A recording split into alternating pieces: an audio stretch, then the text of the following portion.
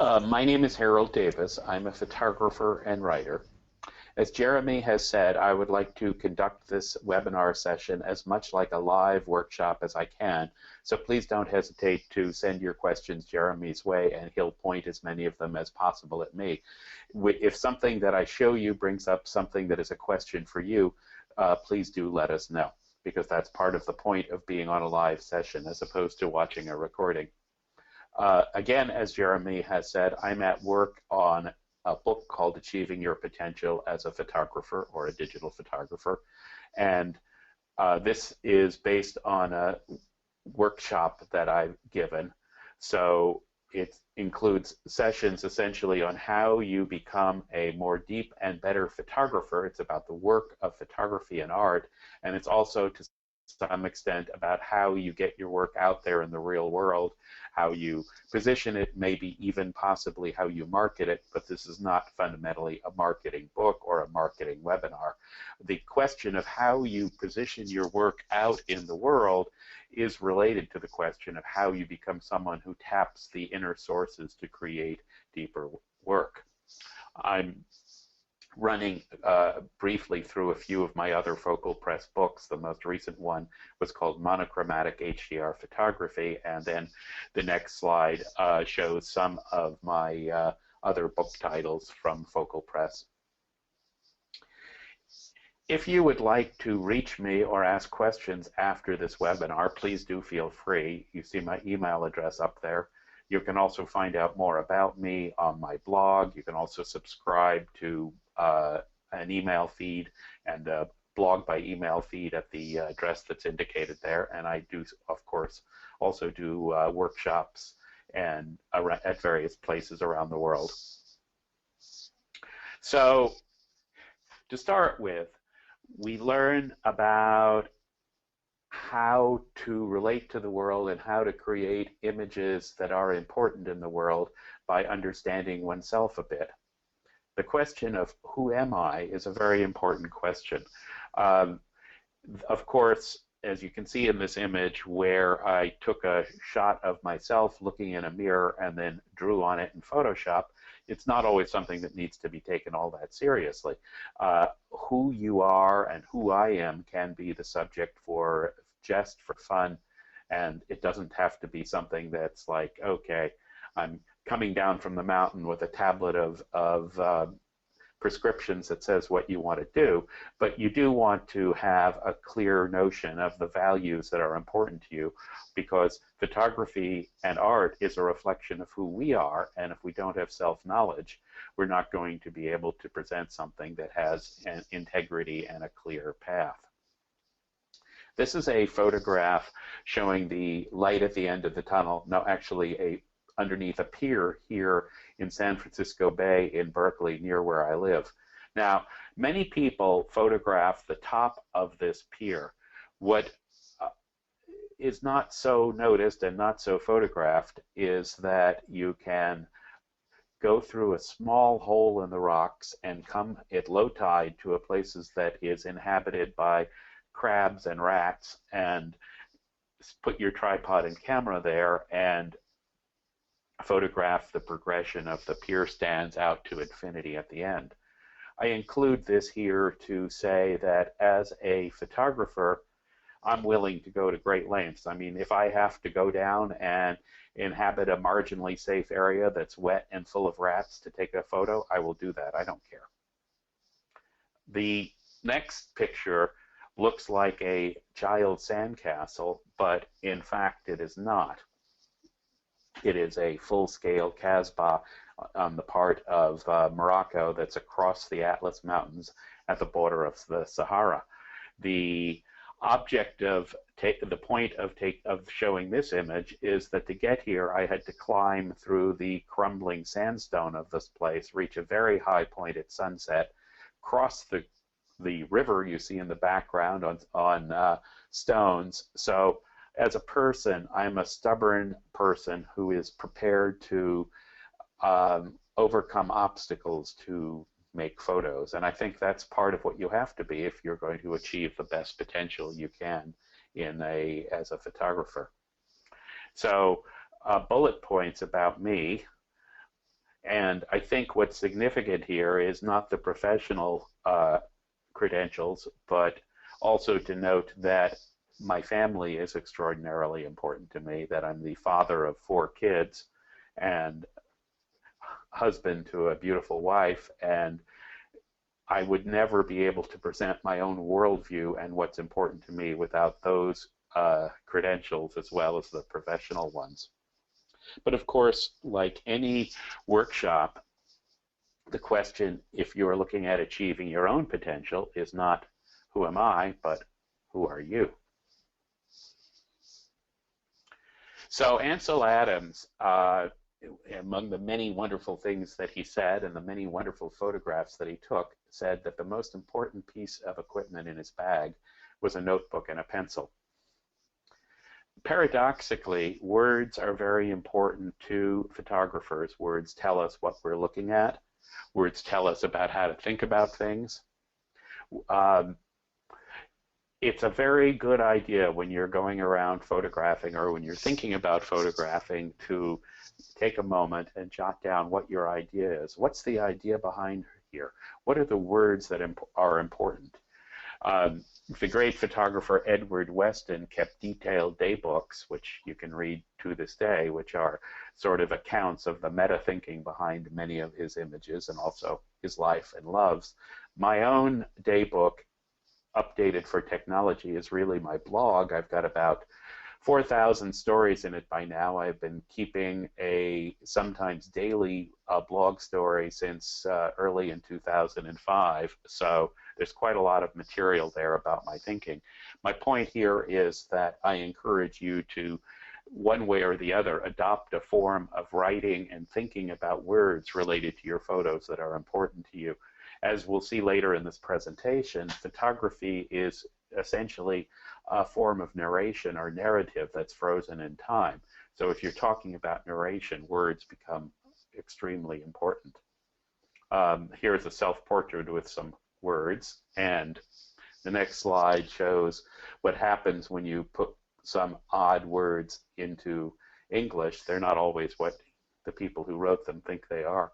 So about a year ago, I hiked the Kimono-Kodo Pilgrimage Trail on the Kii Peninsula in Japan. So it's a World Heritage Trail. It's pretty well signposted. And the funny thing is that you try to verge off it and you get signs that say like that, not Kimono-Kodo. And here's another set of signs in Japan showing you not to feed the sacred deer in Nara, Japan. And what might happen is bite, kick, butt, or knock down. I like to consider serendipity as an important factor in photography. You can be very deliberate about taking an assignment. Sometimes you might have a client who gives you an assignment, or you might have a workshop where they say, where Harold comes and says, okay, here's your assignment. You will go photograph something red. But the smartest thing to do is to consider this assignment like a old-fashioned quest that's been given to a knight. And you go out on your quest, but you don't know what's going to happen while you're doing it. Things might come from left, things might come from right, and you might end up doing something completely different than when you started. If you're not open to the forces of chance, you're missing a great creative force in making your photography more powerful. So this dragonfly in my garden is a chance photo, basically. I was there, I had a tripod and a macro lens. The dragonfly lights on the piece of grass, and I happen to be there, and I take the photo. I went into this cathedral in San Francisco, and there was an art installation with streamers coming down in the center of the cathedral, and somehow the light hit it in just the right position. So there I was, and I said, all right, I thought I was coming in here to photograph the stained glass, but that's really not it at all. It's the way the light hits these streamers. Often the most interesting photos you can make of a place show it from a strange and serendipitous angle, like this image of the Gothic Quarter in Barcelona, Spain, out from the deck of my hotel window, looking straight down, because this shows the narrowness of the streets and the chance that I had that view with a nice wide-angle lens. Focus means many things to photographers. Focus means what we do with our camera, or these days what many of us do on autofocus and where the camera decides to put its focus. But more importantly than that, it means what's the subject of your photograph? What do you focus on with the photo? I like to say, don't bury the lead, L-E-D-E. This is a newspaper term, and the lead, L-E-D-E, in a newspaper story is what's the main thing in your story. If you don't know what the main thing is, you don't know what the focus is, and you don't know what you're writing about. So coming back again to the making notes about your photos, one thing you ought to be trying to determine as you do this is, what is the photo about? Where is the point of focus in the photo? And both manifestly in terms of photographic focus and more metaphorically in terms of what's the main important thing about the focus. So in this shot in the streets of Paris, the actual literal focus is on the background signs of like restaurant and creperia or whatever, but the focus of the meaning of the photo is on the ghost-like people created through a long time exposure. With this abstract image here, the focus is intentionally thrown off, so the image is, technically speaking, entirely out of focus, and the point of the abstractions here are to create something that's interesting with patterns of light and dark and moving light through the lack of focus. So think carefully about focus in your work, both and as a manifest idea and also as a technical concept. The focus here is very clear at the apex of the triangle, and it's an image that's entirely in focus due to high depth of field. But what here's the subject? Is it the reflection? Is it the triangle? And with an image like this of the skyline of Paris with the Eiffel Tower, clearly the focus is the city of Paris at an infinite distance. So the difference between a shot like this one with a moonrise over Port Oakland in California, is the focus on the boats? Is it on the moon? Is the image entirely in focus? Understand where your focus is and know that you have to present an image that shows people that you care and are concerned about the focus in your work, both technically speaking and also as an idea. One side comment here before I move on to being present in the moment is, people ask me how I focus so precisely from the technical viewpoint, and for the most part, I do not use autofocus on my camera. I have found that autofocus causes more problems than it solves, and I like to control my point of focus since it is one of the major creative controls for photographers. But that said, the technical issue of focusing on your own without all the wonderful aids that the camera manufacturers give us these days has some tricks and techniques that you do need to learn to do it effectively. These are perhaps things that the photojournalists in the 1950s and 60s knew well but have been forgotten. To be a good photographer and to do what you can do, you must be there in the moment. So being there is a key concept for a photographer who wants to achieve their potential. If you drive by a wonderful scene like this near the Green Gulch Zen Monastery in the Marin Headlands of California and say, oh, I'm too busy to stop and explore the wonder that is present in front of me, then you're not being there. If you crawl your way out to the edge of the Great Horseshoe Bend in the Colorado River near Page, Arizona in the middle of the night, then to really make an image of star trails falling on the river, you need to be present. You need to be fully aware, and you need most of all not to fall off the 300-meter or 1,000-foot edge down to the river, which at night seems like a real possibility. Harold, this is Jeremy. Just seems a good point for a question that's come in, which is asking you, do you create a story after you have taken the photo and when you get back to the studio, e.g. with digital software to enhance or edit the image? Well, that's a really great question, Jeremy. Thanks for breaking in.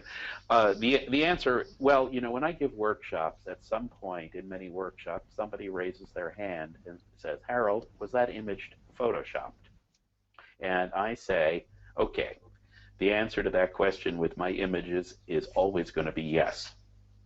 Okay, because I do enhance and work on my images digitally in almost every case. Now, an untold truth here is that with the exception of some photojournalism, almost every image you see published has also been worked on. So perhaps part of this is simply that I'm being more straightforward than many professional photographers who won't admit the extent to which they do work. So my belief is that a digital image is one part computer and one part photography, and that both parts are important in this partnership. But, you know, the question was also asked about telling a story, and yes, sometimes I know the story and the lead in advance while I'm creating the image, but at other times the story isn't apparent till many months afterwards when I'm looking at the image on my big monitor in my studio. I don't think you really know your images till you see them blown up quite large. So I recommend everybody getting as big a computer monitor as they can afford for working on their images. Thank you for the question, a good one. So letting go is related to serendipity. Sometimes you just have to let happen what's going to happen. With this image, I was photographing a wave with my tripod on the camera. It's about a 30-second exposure at dusk. And all of a sudden, a really big wave came up, and it was clear that my nice, expensive camera was going to get ruined if I didn't move it. So I quickly picked it up, ran through the surf, and put it down on the sand. So really what happened was there was a start of an exposure, the camera was in motion, and then there was the second half of the exposure, and you get an effect like this. The same thing happened in this photograph of the Golden Gate Bridge from Baker Beach. In other words, there I was happily with my camera on tripod photographing the bridge. A wave comes, I move the camera and let it complete the exposure from terra firma. You can see in this shot the two more stable versions of the bridge with the movement of the camera in between. From a technical viewpoint, this raises the issue that if you're capturing motion in your images, it can be the motion of the subject or the motion of the camera. But leaving that aside, you have to say, when something like this happens, well, do you see if the result's interesting, or do you just throw it away because it wasn't the image that was planned? If you look at the history of art, like the Dadaist movement and other art in the 20th century, you'll see that the idea that chance is an important part of artwork has been important to the history of the 20th century. And I'd suggest that when things come up, you judiciously consider adding them to your repertoire of photographs.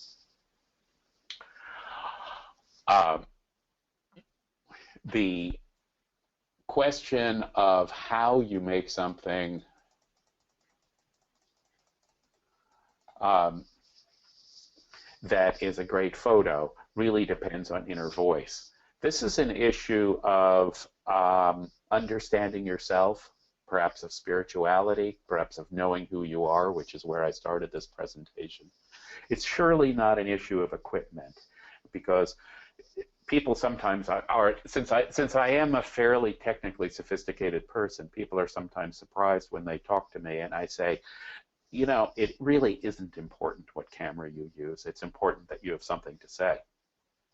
So when I look at creating photos or images, I often look to say, well, what is the sense that I'm creating here? What's unique about this? It doesn't necessarily matter to me if the end looks like a photograph. For example, this image of an antique workbench probably looks more like an etching than a photo, but what I wanted was to create the feeling of the solitary light on the image.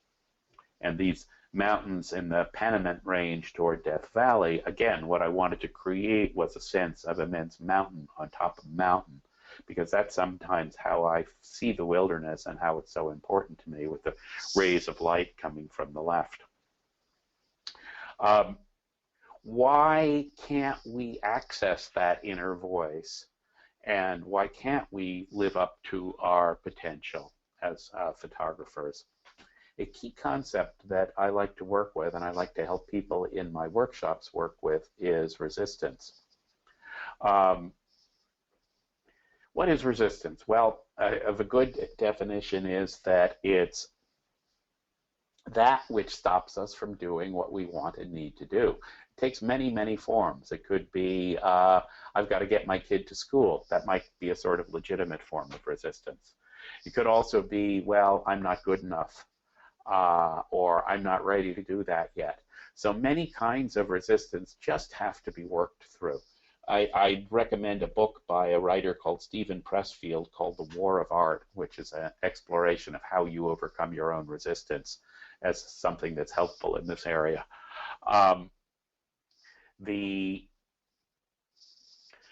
Everybody experiences resistance. It's universal in every field of life. It's not just photography. The question is how you work to overcome it. So one of the answers to that is just do it anyhow.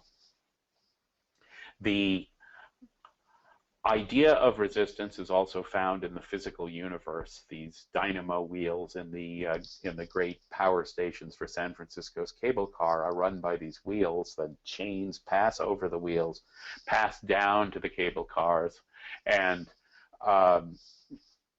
the amount of friction is what that lets the cable car wheels go, means that this power has overcome resistance.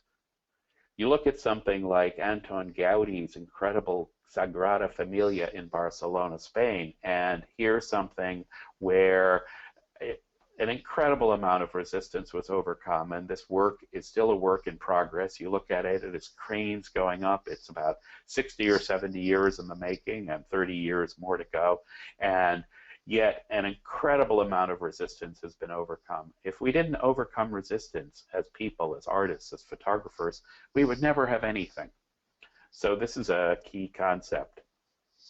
To make this image of dawn in a relatively primitive rice field in rural Japan, I had to get up out of a warm, cozy futon on the ground and leave and go out in the icy morning. And you know, I didn't want to do that.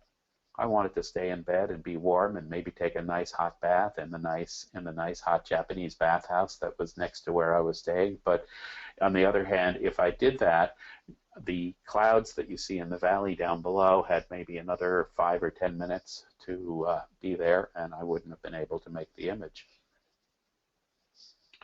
An image like this one with a temple required, see how the water flows in the background of this image? What that meant was I had a long neutral density filter on my camera, so the exposure was for minutes. So much of the photography that I do involves having a great deal of patience and staying in one place for a long time. The issue there is that I am not the world's most patient person. So one of the parts of resistance that I personally have had to learn to overcome is how to be much more patient, both with people and things and the physical universe out there. If I'm not patient, I won't come back with the images that I want to come back with. This is the Gem El Fana, the place of the dead, or central marketplace in Marrakesh, Morocco. And in the Gem El Fana, you'll find snake charmers, dentists with their teeth samples on the rugs in front of them, some delicious food stalls, and people trying to sell you everything and harass you in every which way you can imagine. It's quite a sensory overload place to be for a while. So my resistance with this image was after I'd been there about an hour, and as it started to get dark, all I really wanted to do was get the heck out of there. I didn't want to find my way up to a balcony, put the camera on the tripod, understand how to expose properly, and have the patience that it required to be there for hours more. Think of overcoming resistance as a butterfly coming out from yourself and going to new horizons. So an important part of all photography is narrative. There's a story you're telling. What is the story? Do you know what the story is in your images? Images are a static cut in time, but there is a story there, and whether it's people on the street in Cuba, as in the last photo, or a Parisian model, as in this one, there's always something going on that's a story, and if there isn't narrative behind the photo, it's probably not going to be very interesting to people. People want stories. What is the story? If this is my wife and youngest daughter a few years back at a business meeting. Clearly, they didn't think much of it. And then again, a story can be a romantic change-up of things, like this gorgeous model who was in a reflective mood as I did this in-camera multiple exposure, or this in-camera multiple exposure of women perhaps turning into some kind of animal or deity. You don't always have to know what the story is exactly. A story can be aphoristic, and it can also contain elements that are mysterious, but there should be a story. I want to make this point with a iPhone shot of through a wet window in a rainstorm in Rabat, Morocco, that I'm not somebody who's stuck up on what equipment you're using. An iPhone camera can be a great way to make a photo that tells a story. The key issue is learning about the stories and how to tell them, not about what equipment you use. And here, this is a floral arrangement. It's basically a still life shot on a light box, and there's a story here too. But what is the story? That's for me to know, maybe, and you to find out. I have a pretty good idea about it. But do you know what the stories are in your own images? Jeremy, are there any good questions at this point? This is a good point for a sort of pause. I'm about to shift direction here. That's perfect timing, Harold. A few good questions have come in. One question is that you've mentioned digital painting, and someone has asked, could you explain a bit more about that? Because I think some of your images were great examples of it, but I think hearing a bit more would be useful. All right. Well, my own training, first of all, is as a painter more than a photographer. I've studied far more about painting than photography, and I do suggest that photographers who are interested in looking at great examples of things cast their net more widely than just photography. Besides Ansel Adams and Edward Weston, you should be looking at Claude Monet and Pablo Picasso. In terms of my own work, the primary tool I use is Photoshop with some Photoshop plugins, the Nik plugins, the Topaz plugins. I also use sometimes Corel Painter. So digital painting involves many different things and involves digital paintbrushes and other techniques. I do have a good amount of this kind of documented in some of my books, specifically the Photoshop Darkroom from Focal Press.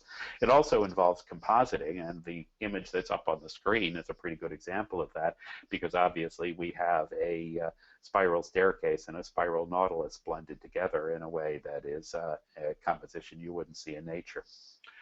Good question, thank you. Jeremy, do you have another question for me?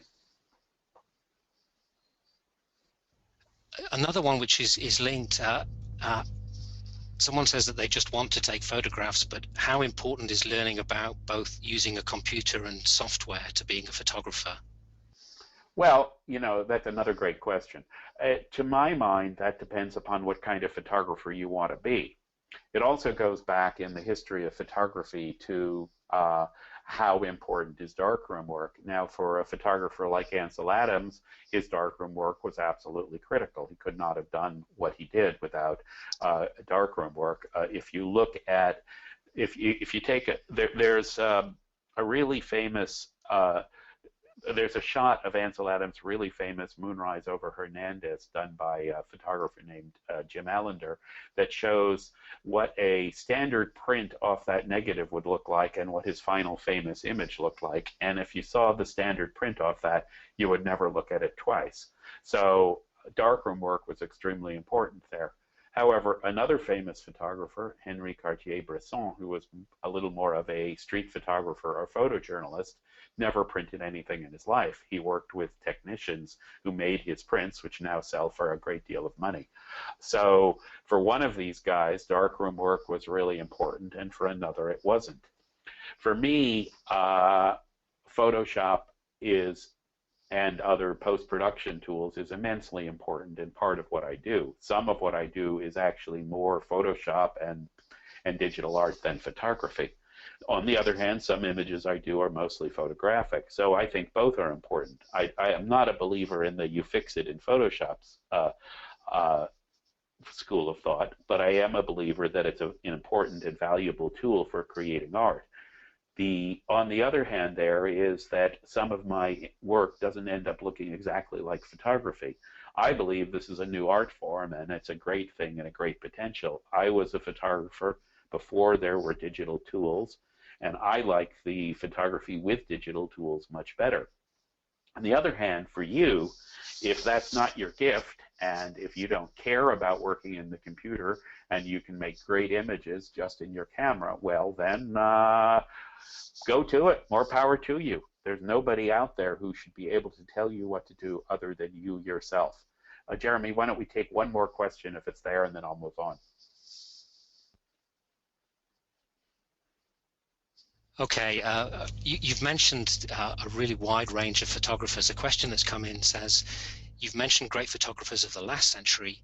Who do you think is the photographer's photographer? Well, you know, that's sort of what. Thank you for the question. That's sort of what you would say. My joke about that is that's a, you know, do you beat your wife kind of question, because, or does my wife beat me? Because I can't win. I'm not about to name the photographers who are in some sense my competitors that I think are great or not great. There are some good people working out there. The thing that I do believe firmly is that, in fact, the connection between digital post-production and photography has not begun to be exploited in the way that it will be as happens going into the future. And there's a huge opportunity for people who can see and work innovatively and understand how to merge the creative arts into technology in what they do. You know, as someone who wants to send me an email privately, I might say, well, here are some other photographers who I like, but I'm not going to offend people working out there by leaving them off the list. There's some very good people working. And everybody who works well is different, in point of fact. Again, the question also would be really not who I like so much as who you like, because your taste and your vision is about you, not about me. So in some ways, with this question of goals, and it's related to overcoming resistance, what you have to begin doing is something like a business-like approach. You have to be organized about this. You have to say, what are my goals in life and photography? Let's list them out. Let's make a plan for how to get there. Let's perhaps put that plan in writing and get somebody who's a friend or maybe a mentor to see it, to understand it, to keep me honest. And how do I get from here to there? And then what I try to do in workshops, when I run a long-term workshop to help people with this, is to do some kind of group support and checking that people are following their plans. I'm showing these pictures from parts of France because one of my goals was to get to Europe and photograph it, and I figured out how to do that and achieved it. Another goal of mine was to photograph the pilgrimage trails in Japan, and this is a shot from along the Kimono Kodo of what's called the view of 10,000 peaks. I can't promise they're 10,000, but there are a lot of them. So I'm going to get back to this a little bit more, but you really need, in some ways, to use the non-artistic part of your brain and personality to make an idea of where you want to go, how you're going to get there, and then you have to follow it up. And personally, I believe there are many easier ways to make a living than with photography, and that's probably true of art in general. So why does one do it? Why do I do it? Why do you do it? One reason is you get to be in places like the top of Lambert Dome shown here at sunset. It's a good excuse for exploring all kinds of things. Another reason I personally love photography is because it lets me make things that are just gorgeous objects, like this copy of the limited edition artist book my wife and I created called Botanique. And it's a pleasure to me to be part of the craft of making handmade objects. So that's part of it for me. Photography is about light. Even the word photography is means capturing light, writing with light. So this shot here, you wouldn't know exactly what it is except for the pew benches in the upper right, and it's showing patterns of light and dark on the aisle of this church. I'm including it here because part of what I love about photography is that it lets me relate to one of the fundamental forms in the universe, namely light. And I also like photography because it lets me explore the patterns that are present in the universe, like the chambered nautilus. How do you become a more creative photographer? Well, you know, you look and you see, you photograph things you love, you understand what you love about photography, and I'm quickly rolling through some of the things that I love here, namely flowers and colors. You look at things that are everyday objects and you say, how can I photograph this in a different way? A question you might ask yourself when you look at this image of an egg slicer, first of all, what is the image about? Well, like the image with the pews and the lights and the darks, it's really about the shadows and the lighting of this. Then, how could I have arranged this egg slicer so it seems to be floating in midair against its shadow? If you think about it, that's a bit of a puzzle, and I'm not actually going to give the answer right now. So for the person who asked the question about how much of my work is digital post-production, this is an image that obviously is both photographic and Photoshop, because the ocean scene that's in the supposed shadow of the marble, you know, of course it could not have been there naturally. On the other hand, the only way to generate an image like that of a marble with a shadow is photographically and in a fairly technically sophisticated way as well, because it's a larger than one-to-one macro. Poor Vincent van Gogh, one of my great artistic heroes, spent the last days of his life in a suburb, in what's now a suburb of Paris, a place called Auvers-sur-Oise, on the Oise River. And you go there, and it's not quite the tourist shrine that Monet's Garden at Giverny is, but they do have these signs showing his paintings of the related objects that are around this town.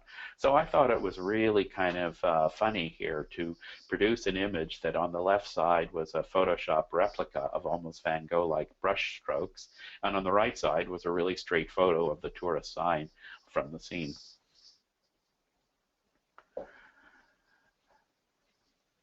How do you get time to do what you need to do to take your photo to the next level?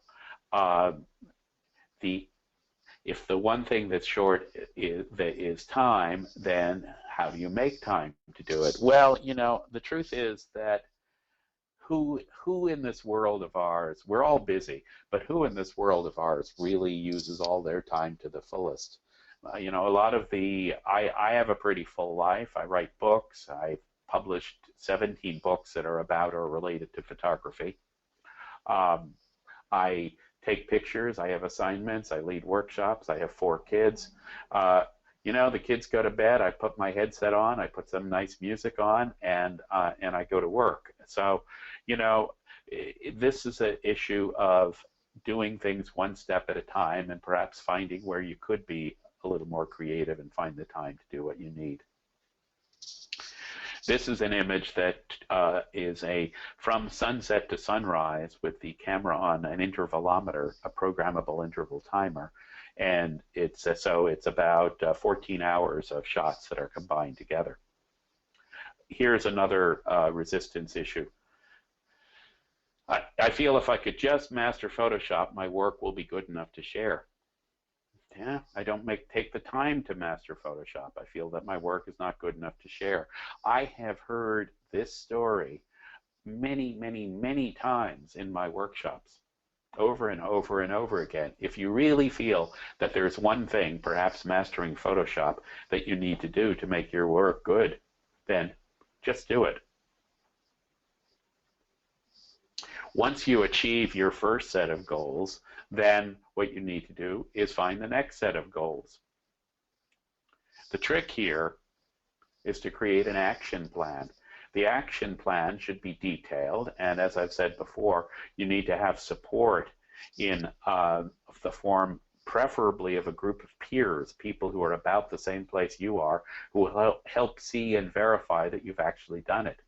It's not a sin, week to week if you don't do what was in your plan, but you just need to know that you have to do it and you have to put it out next week. I mean, that's why for kids they have homework, God forbid, and for adults, if you want to get somewhere, well, no one is going to do the work for you. So if you take away one message from this webinar, please take away the sort of slogan, go out, just do it. There is no try. Do or do not, there is no try. Lists are great. My life is full of to-do lists. I love crossing them off. I write the to-do lists in a black pen. I cross them off with a red pen. It gives me great pleasure to cross them off. But you know what? I'm human. Sometimes some things never go off my list. I never do everything I want to do. And isn't that a great thing? Isn't it wonderful in life to have things that one aims at that one hasn't accomplished? Or as somebody put it, a man's reach should be bigger than their grasp, or else what is a metaphor? The image here, by the way, is of course my eye, photoshopped into a flower stalk on the beach. So the question becomes, how do you put the pieces together? And the answer there is you do it carefully. You think about, you work hard to become a person whose goals and visions are in line with the kind of work that you create, and you think about the best way to put your work out there so it will make sense. The answer there is not a simple answer, and there are no easy ways to do things, but it's really, really a challenge and task that's worth the game. And I'm going to open the session to questions, and I'm going to say that I hope that this webinar has been at least a bit helpful in explaining and showing a path that can be taken for each and every one of the people listening to deepen their own work and make valuable work. Because this world of ours, we look around and there's so much going on that is not to like. I don't understand why people are so greedy, but every time a person says, I'm going to create something that's beautiful or striking or tells an interesting story and is art, then something wonderful has happened and it makes the world a better place. So thank you very much. Jeremy, do you have some questions for me? Thank you very much, Harold. Yes, I have a number of questions, and we have time for them before our 6 o'clock finish. So there's a wonderful question which I'll read in full. It's a question from a serious amateur with decent technical knowledge but self-taught. For me, the need to master the technical and equipment aspect of photography is sometimes overwhelming. I hear about people who have taken up photography with full-time jobs only 2 years ago and have an amazing depth of technical know-how. How do you achieve the potential you're speaking about, Harold, without getting bogged down in technical and equipment aspect, even though it's very important? What is the right balance as you are learning? Well, that's a great question. I'm not sure there's an easy answer to it because it's going to depend on the individual and the individual situation. I will say, though, that I think that technical knowledge is not as important as spirit. Okay, I mean, I hope that's come across loud and clear in this presentation. One of my photographic buddies had put it this way. He said that a lousy picture that's got good meaning and spiritual nature to it is going to beat a technically perfect but banal image anytime. And that's really true. It's absolutely true. I mean, an out of focus iPhone shot that is great, that looks kind of awful but has some great idea and great meaning behind it is going to be more compelling than a technically perfect studio shot that's used to sell a hamburger anytime. Um, so I think that the thing to really look at is how do you keep yourself interested, enthusiastic, artistic, and spiritual in your work, and then you pick up the technical stuff on the fly as you go along. That's probably the best approach. I mean, truthfully, I don't think somebody in 2 years with a full-time job has picked up everything they need to know technically about photography, because learning about technically about photography and about the post-production aspects of today's photography is a very, very ambitious endeavor, and I find myself that I'm constantly learning in it. But then again, the constant learning is a good part of the fun. Thanks. So what have we got next there, Jeremy? Thanks, Harold. We've got another question. We've got another question regarding resistance. How do you pluck up the courage to share or show your work to anyone? Now, that's a really great question. Uh, okay, so one technique here is, and I use this a lot in my life, is what's the worst that can happen? Okay, so what's the worst that can happen when you show your work to somebody? They can laugh. They can say, "Oh my God, Seymour, that's a terrible photo. What a disgusting print. How could you waste my time showing it to me?" Okay, are they going to do these things? Are they going to laugh? Are they going to mock you? Probably not, particularly if you start by showing them to friends. Actually, what happens, which is almost as bad, is unless you're very careful about where you show work, you don't get honest feedback. People don't want to offend you. They don't want to hurt you. They know that you've put your heart and soul into it, so you don't really get an honest critique. So in some ways, finding an honest critique is a harder problem. So what's the worst that can happen is a great question to ask. Not much is really the answer. Okay, the worst that can probably happen is you won't get a reaction, your prints won't sell on the wall, and so on. Now, there's a real issue here because I've advised people to try to put their soul, their heart, their intellect on the line in photos and art. If you can't show something and revealing of yourself, then why are you doing this? So if your work is rejected, if it's not sold, if it's not commented on, if God forbid somebody makes fun of it or says nasty things, then they're rejecting you in some ways, and that is true. But the chance of rejection is something that happens to all of us in life. You never meet somebody of your preferred gender if you don't try a lot of times and get rejected sometimes. In Obviously, my work has some quality that there are people out there who appreciate, but it's a true fact of my professional life that I get rejected in some way every week.